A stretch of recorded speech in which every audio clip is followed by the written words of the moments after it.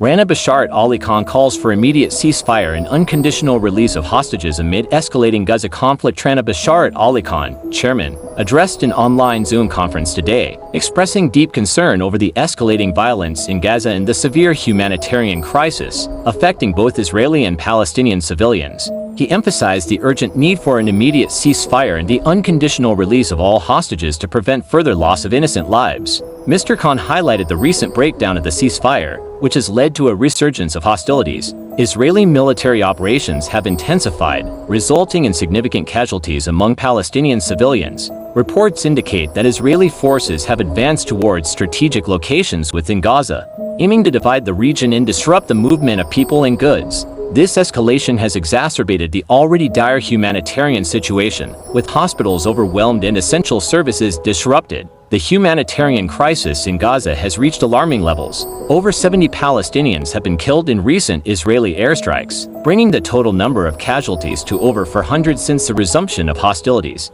The healthcare system is on the brink of collapse, with more than 80% of medical facilities rendered non-operational. The United Nations and various international organizations have condemned the attacks on humanitarian workers and facilities, labeling them as potential war crimes and calling for immediate accountability. Mr. Khan also drew attention to the harrowing testimony of recently freed Israeli hostage, Eli Sharabi, who endured for 191 days in captivity under deplorable conditions. Mr. Sharabi described severe malnutrition, physical abuse, and psychological torment during his time in Hamas tunnels. He revealed that Hamas militants misappropriated aid intended for Palestinian civilians, consuming it themselves while hostages suffered. Upon his release, Mr. Sharabi learned of the tragic loss of his wife and two daughters, who were killed during the initial attacks on October 7, 2023. In his address, Mr. Khan stated, "The escalating violence and humanitarian crisis in Gaza are deeply alarming. The international human rights movement calls for an immediate ceasefire and the unconditional release of all hostages.